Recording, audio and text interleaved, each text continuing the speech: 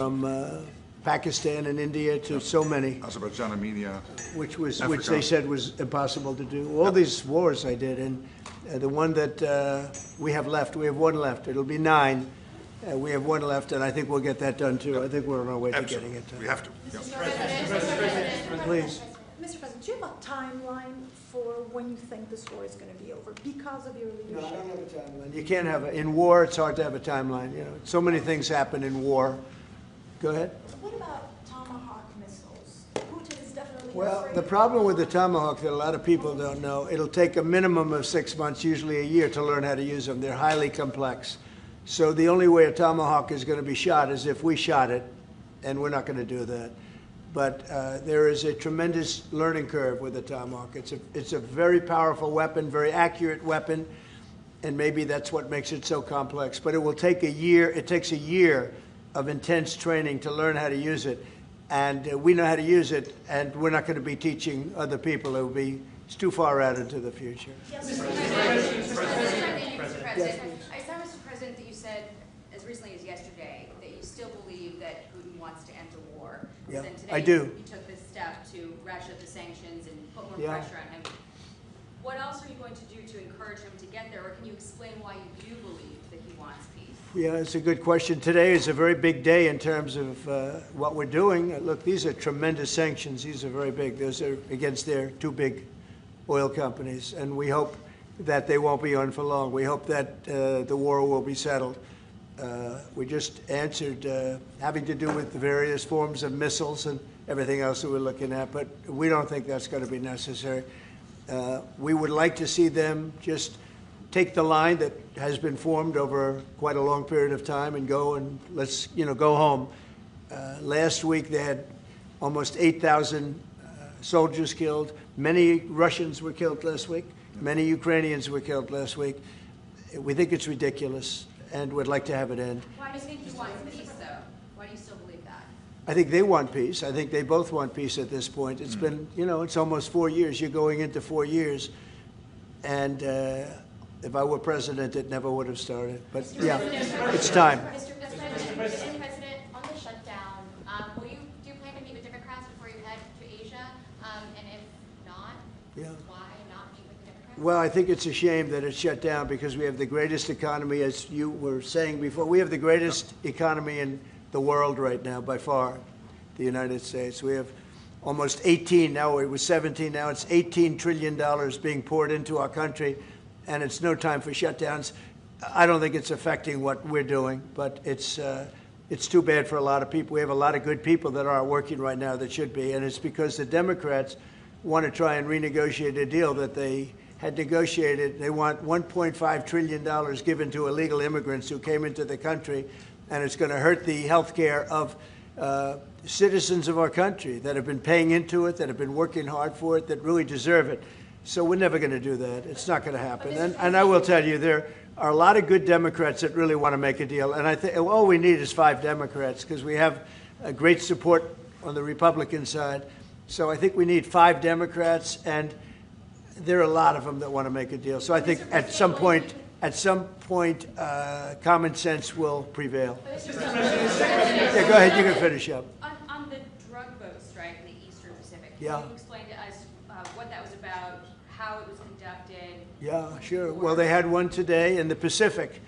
And the way I look at it every time I look, because it is violent, and it's amazing that the weaponry, that everyone, they have these boats that go 45, 50 miles an hour in the water. And when you look at the accuracy and the power, look, we have the greatest military in the world. We have the greatest weapons in the world. And you see a little bit of it there. One shot, everyone dead center. And the only way you can't feel bad about it is you realize that you won't feel badly about it, is you realize that every time you see that happen, you're saving 25,000 American lives. Every one of those boats that gets knocked out is saving 25,000 American lives, not to mention the torn up families all over the country. And whenever I see that, I say to myself, I just saved 25,000 lives. I will say that there are very few boats traveling on the water right now. Actually, that includes fishing boats, that includes any other kind of boat. But there are very few boats traveling on the water. So now they'll come in by land at a lesser to a lesser extent, and they will be hit on land also. Can you explain Go ahead, in the back, please. Do you have legal authority if they do come? Yes, we do. We have legal authority, right? We're allowed to do that. And if we do by land, we may go back to Congress. But we have, this is a national security problem. They killed 300,000 people last year, these drugs coming in. They killed 300,000 Americans last year, and that gives you legal authority. We have a national security, really, I will say this. When you look at the people we're dealing with, and we know them, we know the people coming in, we know the boats, we know everything else. We're allowed to do it. It's in international waters. If we don't do it, we're going to lose hundreds of thousands of people. Now, they'll be coming in by land a little bit more because they're not coming in by boat anymore. There are no boats in the water. There are no more boats. We know the boat almost immediately. You know, it's pretty unusual when you see somebody with a fishing rod and 5 engines on the back of the boat. You know, you don't need that to go fishing. Wait. And we will hit them very hard when they come in by land. And they haven't experienced that yet, but now we're totally prepared to do that. We'll probably go back to Congress and explain exactly what we're doing when we come to the land. We don't have to do that, but I think, Marco, I'd like to do that. You may respond to that if you want. Yeah, well, I mean, the question is, bottom line, these are drug boats. If people want to stop seeing drug boats blow up, stop sending drugs to the United States. But does it matter if it's in the United States? Well, these are all in international waters. The boat. Could you do a strike in the United States, or if North America? Well, that's a different matter. Now you're talking about a law enforcement matter. In this particular case, there are people traveling on international waters headed towards the United States with hostilities in mind, which includes flooding our country with dangerous, deadly drugs. And they're going to be stopped. And that's what's happening. And in the case last week, you saw there was a submarine. It was a submarine. It was a submersible. That's a drug boat all the way through. We know what these boats are. The president just said it. We track them from the very beginning. We know who's on them, who they are, where they're coming from, what they have on them. You know, if you're running drug boats, you're in grave danger. And drug usage is way down, and drug usage coming from the sea, they call it ocean drugs, a little term that they use, the ocean drugs, is very close to non-existent right now. I wouldn't want to be in one of those boats heading away. You know, they're driving happily to destroy the lives of people, and they end up, that's the end of them. So the ocean drugs and the sea drugs, drugs by sea they call it also, that's almost down to nothing, as you can imagine. So they continue to come in by land at a little bit less because they see something is going to happen. They don't like it. They see something, and they're right, something very serious is going to happen, the equivalent of what's happening by sea. And we're going to Congress just to tell them what we're doing, just to keep them informed. But we have to do it for national security. We have to do it to save lives. Secretary Bessent said that Vladimir Putin had not been honest and forthright in his talks with you. Just wondering if you could tell us a little bit more about your feelings about that. And also, if I may, to Rutte, just your thoughts on whether Ukraine should get Tomahawks. Thank you. Well, I think that in terms of honesty, the only thing I can say is every time I speak with Vladimir, I have good conversations, and then they don't go anywhere. They just don't go anywhere. So in that sense, but no, look, he's fighting a war. He's in a war. That's two very competent sides, and that's the way war is. You never know with war, but I would say that it's time to make a deal. A lot of people are dying. You know, they're not Americans, but they're people. They're souls, and they're dying by the thousands, worst since World War II, and we really should stop it. And to your other question, yes. Yeah, please. Sorry, to your other question, this has been consistent from this president when we first met again after your re-election in Mar-a-Lago in November. You said we have to stop the killing.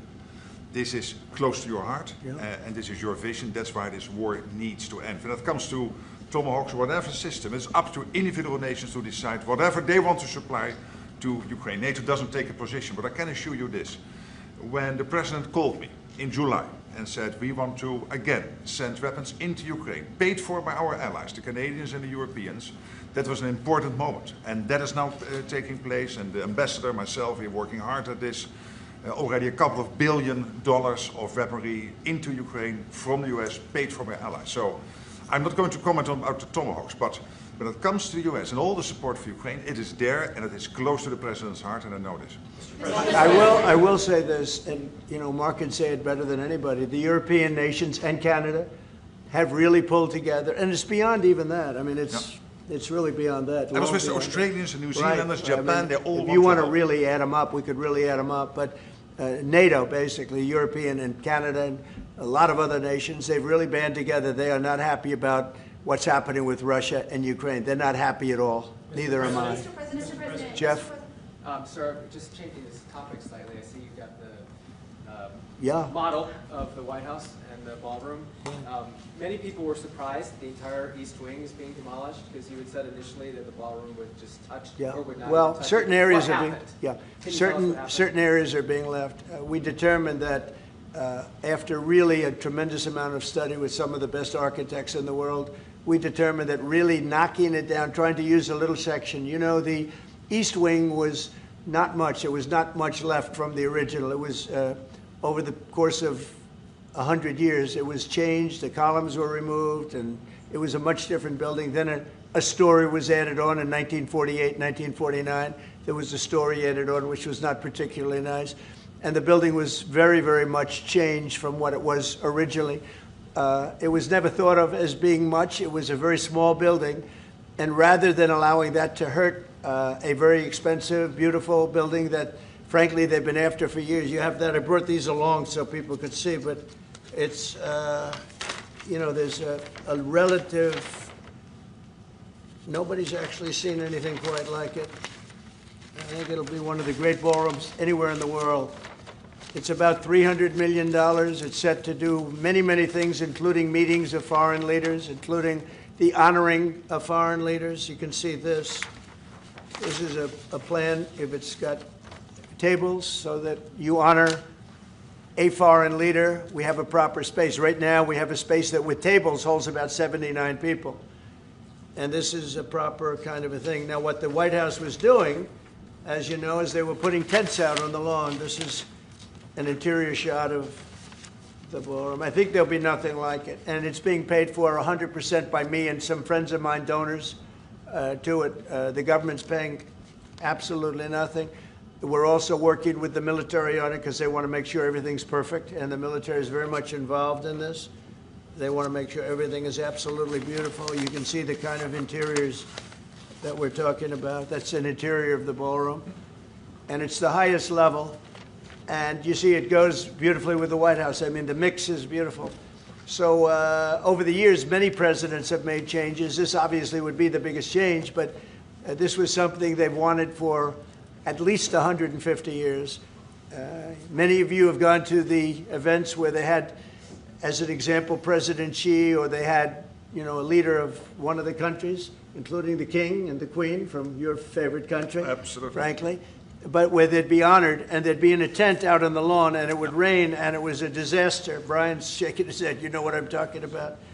And so I thought I'd bring this out because this is going to be probably the finest ballroom ever built, and we're doing it no cost to the country. It's being the money's being put in by me and donors, very great patriots actually, and the spirit on the building of it is amazing.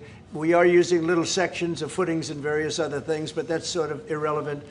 In order to do it properly, we had to take down the existing structure. The way it was shown, it looked like we were touching the White House. We don't touch the White House. That's a bridge, a glass bridge, going from the White House to the ballroom. Then you get into the lobby of the ballroom, and then you go into the the main room. And it's something that has gotten incredible reviews. And just quickly following up on that, sir. I just want a quick follow-up on that question. Your response to people who say that you haven't been transparent enough about this? I haven't been transparent? That some of your Really? critics feel it should I've have gone for a I've review. shown this to everybody that would listen. Third-rate reporters didn't see it because they didn't look. You're a third-rate reporter, always have been.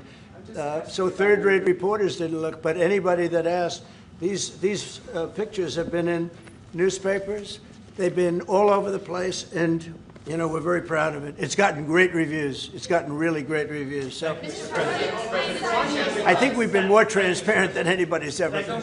Why do you believe, Mr. President, that the sanctions that you're announcing today will push Putin to the negotiating Well, I don't know that they table? will. I think that they'll certainly have an impact. They're massive sanctions. It's sanctions on oil. The two biggest oil companies, among the biggest in the world, but they're Russian. They do a lot of oil.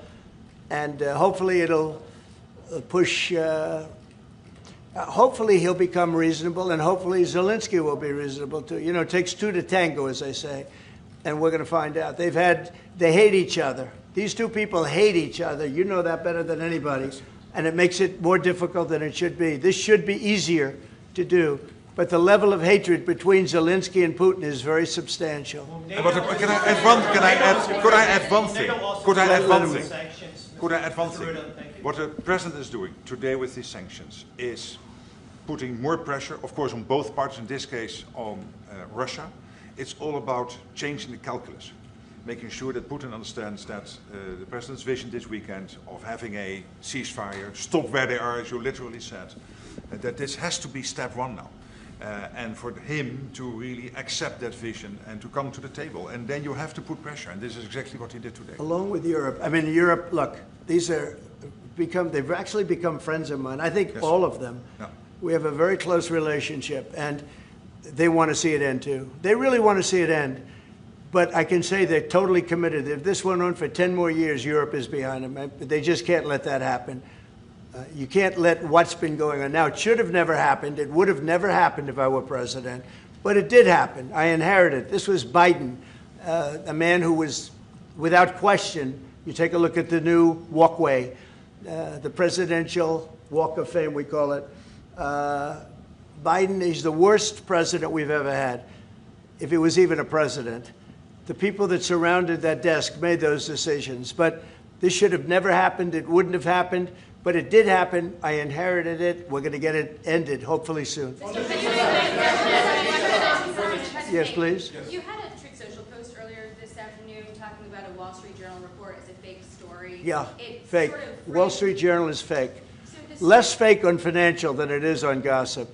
Can you just confirm that my understanding of what's happening is accurate?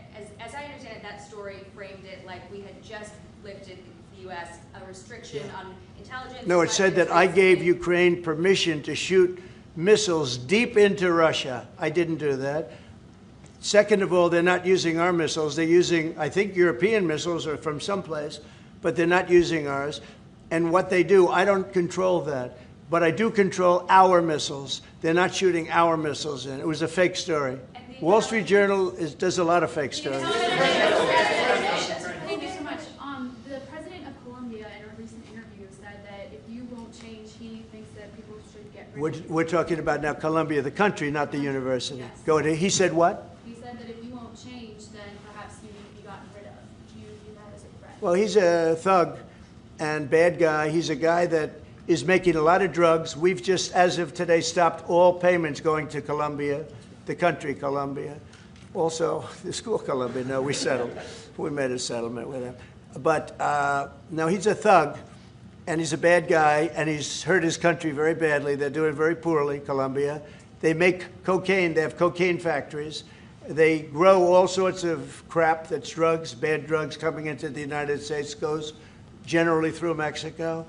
And he better watch it or we'll take very serious action against him and his country. His country is, what he has led his country into is a death trap. Please. Has the Secretary General presented his Ukraine peace plan to you? Are you prepared to be chairman of the Board of Peace? Oh, there is no Secretary General peace plan. But I'm here for, I really want to correct it because I saw some of that in the media. Of course, many people are thinking how to bring this terrible war to an end and supporting the president in doing that. Why I'm here is to dialogue again with the president how I can be, how NATO, my colleagues and other colleagues in NATO can be of maximum support to get that done. But there is no peace plan on the table. If there is a peace plan, it is what the president said last Friday and Sunday, which is stop where you are. Stop the fighting. This is about NATO. We're a very proud member of NATO. We have a great relationship with the countries of NATO. I think made much better by our visit a few months ago when they agreed to 5% instead of 2% of GDP. That was a big concession. I think that was a concession that 2 years ago nobody would have said, Nobody, even a year ago. Even 9 months ago, before you were elected. Yeah, would they not would have said happened. that's not possible. Absolutely. And the difference is they're paying 5% as opposed to not paying 2%. They were, a lot of them weren't paying, with the exception of Spain. I think you're going to have to talk to Spain We will because get they're there. not. Spain is not a team player. So other than Spain, everybody's 100%. And you could solve the Spain problem very easily, I think, you know, if you want. Yeah, Brian, go ahead. The soybean Yeah, go ahead, farmers- and then we'll take Brian. Go ahead. The soybean farmers, are they going to be getting support from you soon and your? Yeah, well, they do. message to Xi ahead of your So what's happened, you could say with that, you could say with beef, with all of it. The beef, the ranchers, let's say, who have done a great job, have lost their shirts for many, many years. They've really been decimated. And I helped them a lot. I put tariffs on things coming in to the country, including beef.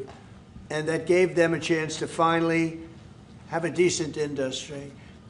We are going to be talking to them. They're great people, but they've been hurt for 25, 30 years. They've been losing because other countries have taken advantage of them. And by putting tariffs on, they've been able to make a few dollars. They've been able to have an industry. But I also want to keep the beef prices low. So I'll be talking with the ranchers, and I'll be speaking with a lot of different people, including Scott and Howard, and we'll do something. Because prices are way down in our country. Energy is way down. I think you're going to see $2 gasoline very soon. I see that it's $2.50 in a lot of places, $2.50. We were heading to $5, $6, and $7. If Biden didn't go back to my policy toward the end, you would have seen, but he didn't go back to the full policy, and he missed the most important thing. So we were up to, we were way up. I think you're going to see $2 gasoline. We couldn't even break that number. That's a big difference.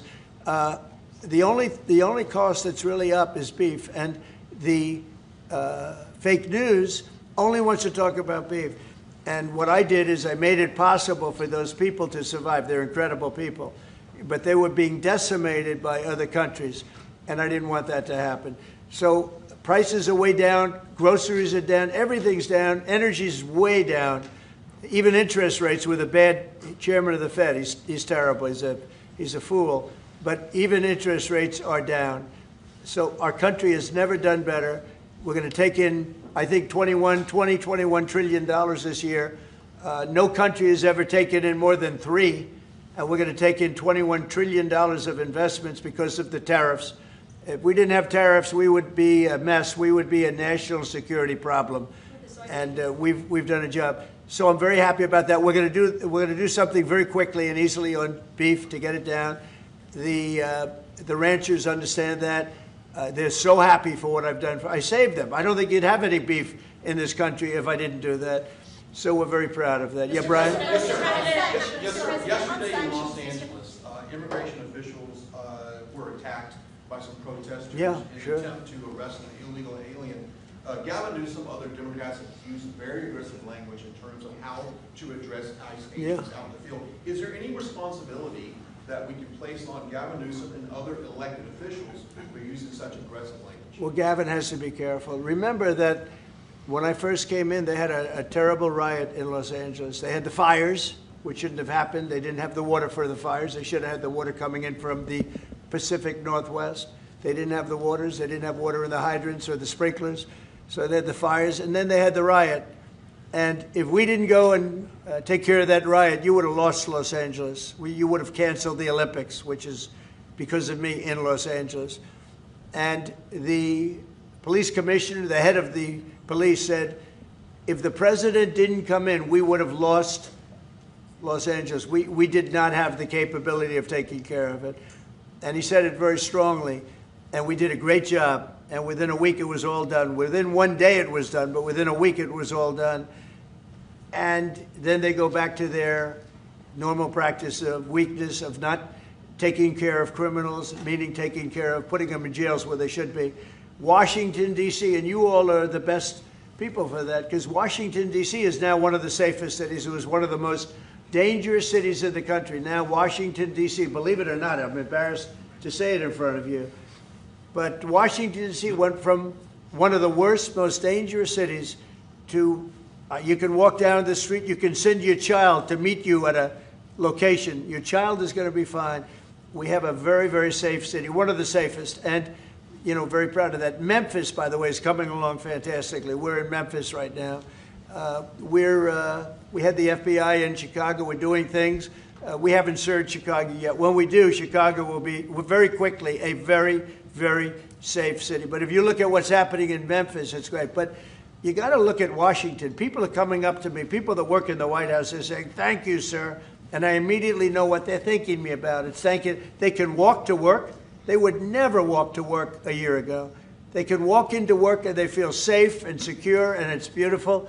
And I'll tell you what, it's really an honor to add that great ballroom to the structures in Washington. It's going to be one of the great ballrooms of the world. And I think it's going to be something you're all going to be very proud of. Mr. President, thank you, Mr. President. As it relates to your meeting that's coming up with President Xi, what do you hope comes out of that meeting? What deliverables come I think we'll make a deal. I think we're going to make a deal on the rare earth is the least of it. Look, the tariffs are much more powerful than the rare earth.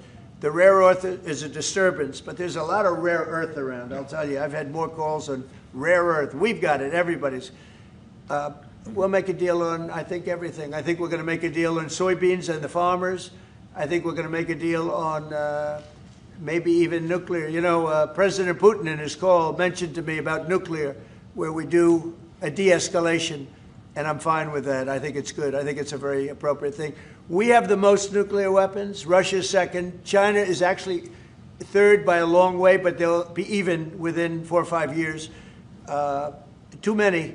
And we are talking about de-escalation. That's already being talked about. Can you convince President? And I think we'll probably add China into the mix. Mr. President, can you convince President Xi to stop purchasing all of that Russian oil that's funding this war against Ukraine? Well, I think I'll be talking to him about it. I think it's a little bit of a different talk. India, as you know, has told me they are stop. You know, it's a process. You can't just stop it. But by the end of the year, they'll be down to almost nothing.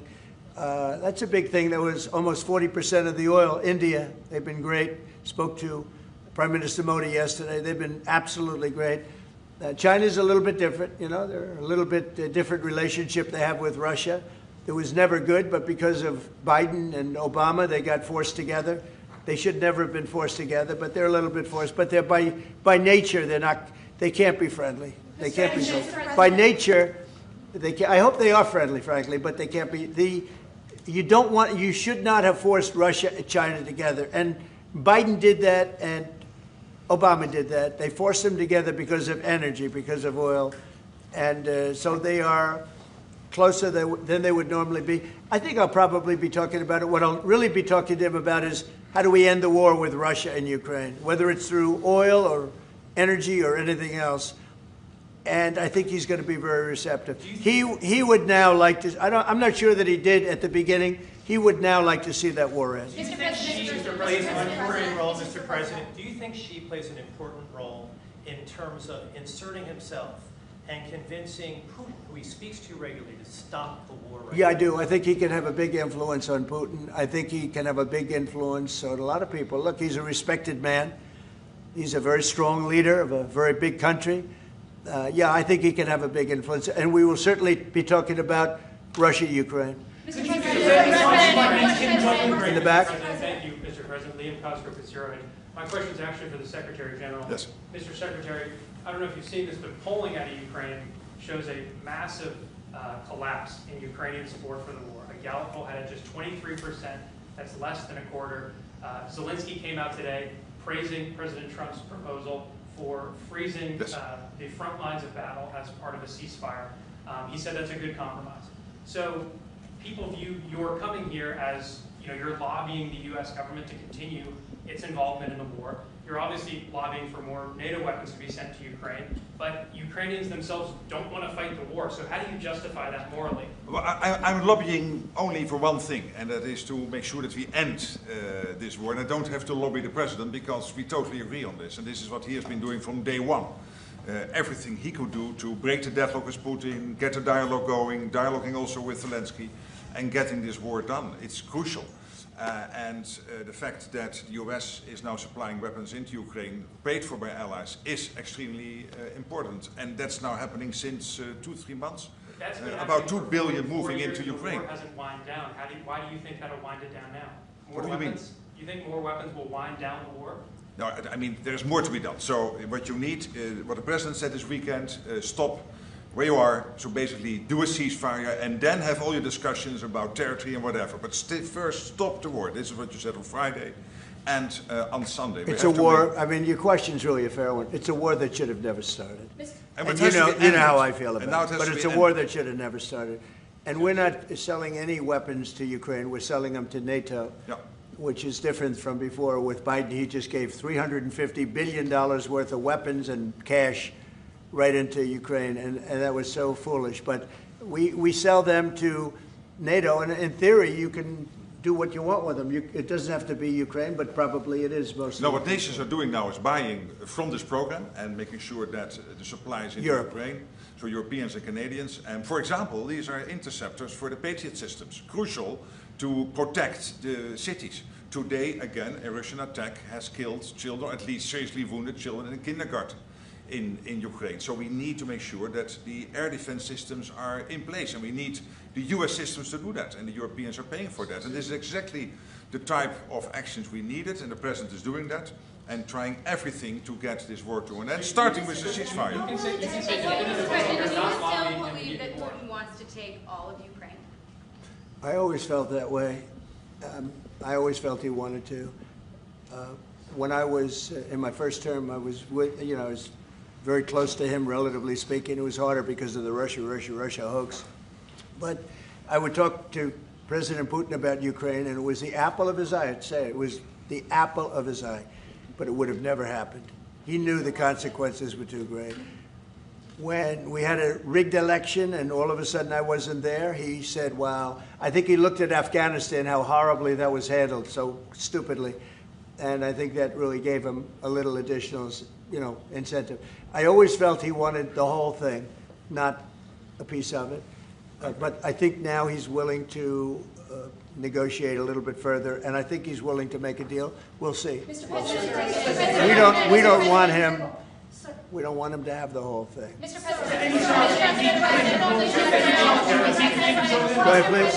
Thank you, Mr. President. You have this big tariffs case before the Supreme Court. It's November the 5th. Yeah. And you suggested that you might actually show up to the Supreme Court. Yeah, I'd like to. for oral I think arguments. it's one of the most important decisions we'll ever have from the Supreme Court. With tariffs, we're a strong, sound country. We're a nationally secure and internationally secure country. We're a very rich country. Without tariffs, it's a slog for this country, a big slog. I think it's one of the most important decisions in the history of the Supreme Court. And I might go there. I really believe I have an obligation to go there.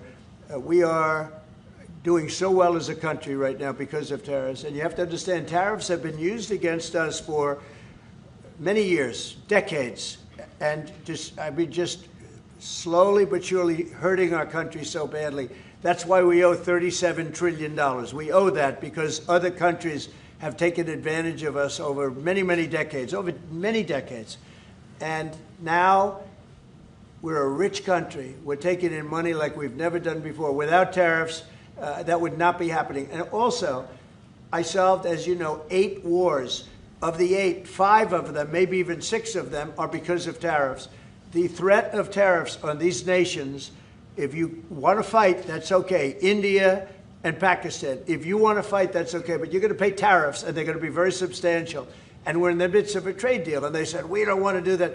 2 days later, they call up, and they're not going to fight anymore. They have peace. But I've done that out of 8, I would say 6 times, 5 times, 6 times. Tariffs are vital to this country. And tariffs have been used against us by China, by every other country, and all we're doing is using them to negotiate fair deals. And as you know, we made a fair deal with Japan, we made a fair deal with all of Europe, the European Union. We made a fair deal with South Korea. These are countries that were taking so much money away from us, not sustainable, and now we're taking in hundreds of billions and even trillions of dollars. If this country is not allowed to have tariffs, if this country is not allowed to have the President of the United States negotiate on behalf of it with tariffs, we are put in a position where we're going to be a third world country. We can't let that happen. I think it's the most important case that we're going to have for many, many years to come. One of the most important cases we've ever had. With tariffs, we're a rich, secure country. Without tariffs, we're a laughingstock. We'll be a laughingstock. And I don't want to have anything to do with that. Thank you very much. Thank you. Thank you. Thank you very much. Thank you, press. Thank you, press. Thank you. Thank you, press. Let's go. Thank you, press. You know.